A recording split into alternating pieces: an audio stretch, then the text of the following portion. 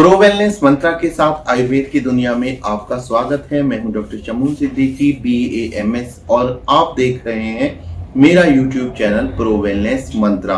दोस्तों, क्या आप जानते हैं कि जो च्यवनप्राश आप खा रहे हैं उसमें 30 से 40% तक चीनी होती है। अगर आप ये बात नहीं समझे तो और थोड़ा सा आसान भाषा में करके बता देता हूं कि जो आप बाजार से 1 किलोग्राम का च्यवनप्राश का डिब्बा खरीद कर खुश हो रहे हैं, तो क्या आप जानते हैं कि उसमें 300 से 400 ग्राम तक चीनी है। हमारी चीनी से क्या प्रॉब्लम हो सकती है, खैर इस बारे में हम बात करेंगे। लेकिन आज की वीडियो का टॉपिक आपको बता देता हूं कि आज की वीडियो का टॉपिक है कि शुगर फ्री च्यवनप्राश कैसे बनाया जाए। बहुत ही आसान भाषा में मैं आपको बताऊंगा। आगे बढ़ने से पहले मैं कहना चाहूंगा कि च्यवनप्राश होता क्या है।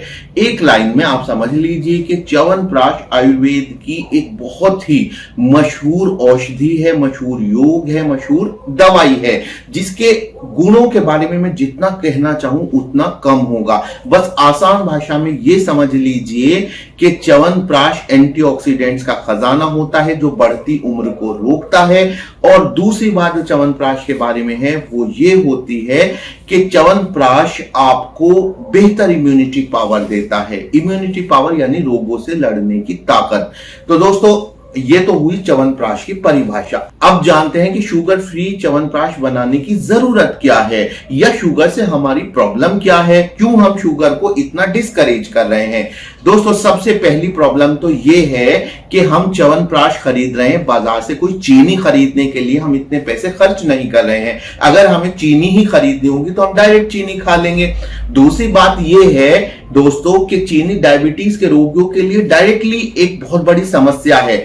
जब डायबिटीज का रोगी, शुगर का मरीज ये चाहता है कि वो अपनी इम्यूनिटी पावर बढ़ाए, वो च्यवनप्राश का सेवन करना चाहता है, परंतु उसके सामने सबसे बड़ी समस्या ये आ जाती है कि वो चीनी की वजह से च्यवनप्राश नहीं खा पाता है। और तीसरी बात यह है कि चीनी डायबिटीज के रोगियों के लिए ही नहीं बल्कि एक आम आदमी के लिए भी बहुत परेशानी की जड़ है। यह मोटापे को बढ़ाती है, डायबिटीज का कारण बनती है, यानी कुल मिलाकर चीनी से बचें तो ज्यादा बेहतर है। अब आगे बढ़े, एक और बात क्लियर करना चाहूंगा। पुराने समय में आखिर चीनी का प्रयोग किया क्यों जाता था, और वो भी इतनी हाई क्वांटिटी में, इतनी भारी मात्रा में। तो उसकी वजह यह है कि एक तो चीनी के घोल में किसी भी दवाई की शेल्फ लाइफ बढ़ जाती है, यानी आप उसे लंबे समय तक रख सकते हैं। दूसरे, चीनी के इस्तेमाल से काफी हद तक दवाई सुखाद्य हो जाती है, यानी खाने में उसके कोई प्रॉब्लम नहीं आती, उसका टेस्ट अच्छा हो जाता है। परंतु दोस्तों, क्या ये दो चीजें ऐसी हैं जिनके फायदे चीनी के नुकसान के सामने बड़े हैं? हरगिज नहीं। मैं कहना चाहूंगा कि आप च्यवनप्राश चीनी से रहित शुगर फ्री च्यवनप्राश खाइए और आप ये जानकर हैरान रह जाएंगे कि जो शुगर फ्री च्यवनप्राश होगा उसके फायदे आपको, जो आप बाजार से खरीदते हैं, जो शुगर वाला च्यवनप्राश होता है, उससे कई गुना ज्यादा दिखाई देंगे। तो मैं सब आपको डिटेल में बताने वाला हूं। उससे पहले जान लेते हैं कि शुगर फ्री च्यवनप्राश आप कैसे बना सकते हैं। दोस्तों, आयुर्वेद का एक महत्वपूर्ण ग्रंथ है चरक संहिता। चरक संहिता के चिकित्सा स्थान के अध्याय 1 में ही च्यवनप्राश का पूरा फॉर्मूला दिया गया है। च्यवनप्राश जो कि वास्तव में आंवले सहित 41 जड़ी बूटियों का मिश्रण है। 41 जड़ी बूटियों के अलावा इसमें 5 चीजें और इस्तेमाल की जाती हैं: पानी, शुगर यानी कि शक्कर, तीसरे घी, चौथे तेल और पांचवें शहद। हम चाहते हैं कि हम इनमें से कोई भी चीज इस्तेमाल ना करें और आपको 10 ग्राम में 100 ग्राम की पावर वाला च्यवनप्राश बना के दें। तो दोस्तों, च्यवनप्राश में जैसे कि मैंने बताया आपको कि 41 जड़ी बूटियां होती हैं। तो ये जड़ी बूटियां आप देख रहे हैं सब च्यवनप्राश की जड़ी बूटियां हैं। कुछ जड़ी बूटियां जो कि खास है, मैं आपको नाम बता देता हूं। शुरुआत करूंगा, देखिए ये दशमूल है, 10 प्रकार की जड़ें, जिसमें गोखरू है, व्रती है, कंठकारी है आदि। ये 10 प्रकार की जड़ें होती हैं।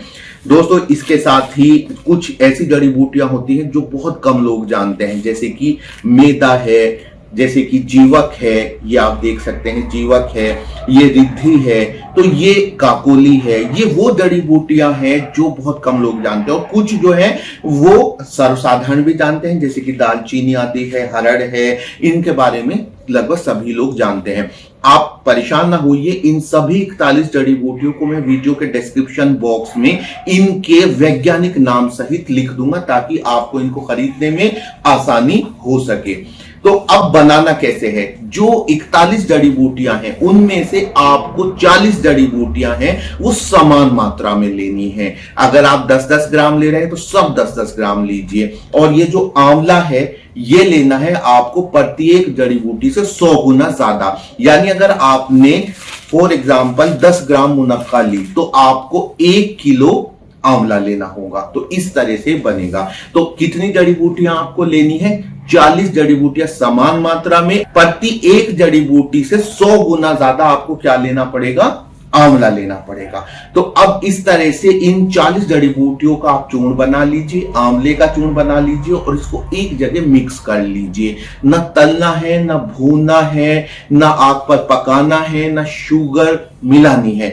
कुल मिलाकर जो भी ऐसी बातें थी जो च्यवनप्राश के औषधीय गुणों को कम ही करती थी, ये वैज्ञानिक रूप से सत्य साबित हो चुका है कि आग पर पकाने से विटामिन आदि जो पोषक तत्व हैं या तो वो नष्ट हो जाते हैं या फिर उनकी जो कार्यकारी क्षमता है, जो उनके अंदर जो पावर होती है वो कम हो जाती है। तो इस तरह ये मिश्रण तैयार है इस्तेमाल के लिए।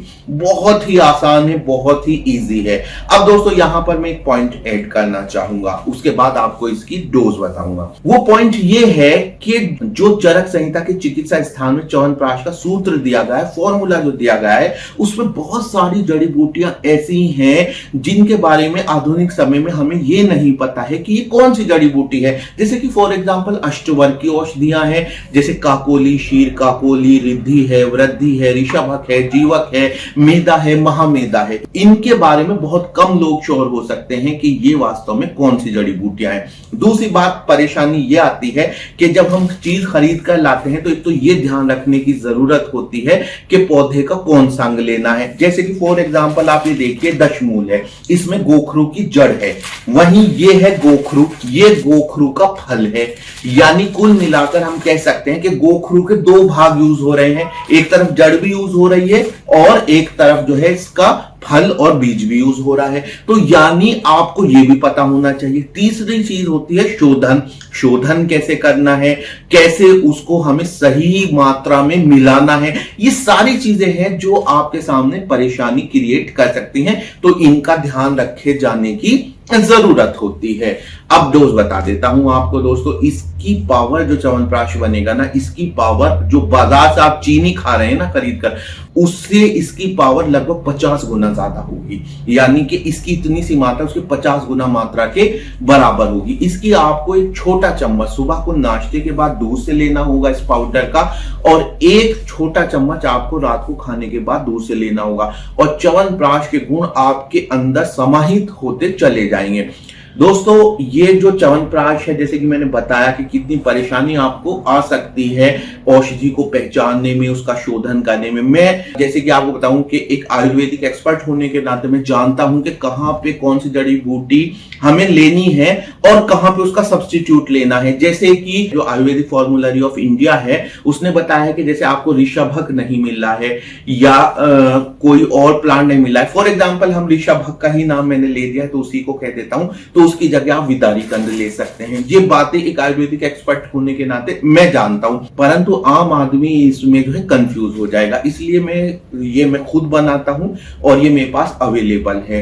आप चाहें तो इसको प्रोवेलनेस मंत्रा के प्रेस्क्रिप्शन पर खरीद सकते हैं और चाहे तो आप इसको मेरी वेबसाइट पर जाकर भी ऑर्डर प्लेस कर सकते हैं। तो दोस्तों मैं खुद से तैयार करता हूं और इनका शोधन, इनकी पहचान आदि का ध्यान में रखते हुए, जैसे कि फॉर एग्जांपल किसी जड़ी बूटी को पहले जो है उसके कंकर पत्थर निकाले जाते हैं, फिर उसके बाद धोया जाता है, फिर सुखाया जाता है। इस तरह से इन सारी बातों का ध्यान रखते हुए मैं ये च्यवनप्राश तैयार करता हूं, जो कि आप प्रोवेलनेस मंत्रा के प्रेस्क्रिप्शन पर मुझसे खरीद सकते हैं। ये देखिए, ये मेरे पास अवेलेबल है। च्यवनप्राश एकदम शुद्ध च्यवनप्राश है, जिसका ना कोई तेल है ना कोई घी है, यानी सारे जो प्रॉब्लम क्रिएटिंग एलिमेंट्स है ना वो इसमें से निकाल दिए हैं मैंने। तो ये मेरे पास अवेलेबल है, मेरी वेबसाइट पर भी अवेलेबल है। आप वेबसाइट पर जाकर इसको खरीद सकते हैं और चाहे आप इसको प्रो वेलनेस मंत्रा के प्रेस्क्रिप्शन पर भी खरीद सकते हैं। तो उम्मीद है मेरी आज की वीडियो आपको पसंद आई होगी। आपके मन में कोई भी संदेह है च्यवनप्राश से संबंधित, या फिर आप आयुर्वेद में च्यवनप्राश के बारे में जो बातें बताई गई हैं, या फिर जैसे अष्टवय की औषधियों के बारे में मैंने बोला, आप इस बारे में कुछ भी डिस्कस करना चाहते हैं तो वीडियो में मेरा फोन नंबर मिल जाएगा आपको, और कमेंट सेक्शन में भी आप कमेंट कर सकते हैं। तो मुलाकात होगी आपसे एक नई वीडियो में एक नई जानकारी के साथ। परंतु जाने से पहले कहना चाहूंगा कि मैं आपका सहयोग चाहता हूं, इसके लिए आपको मेरा चैनल सब्सक्राइब करना होगा और बेल आइकन दबाना ना भूलें। ज्यादा से ज्यादा वीडियोस को शेयर करें।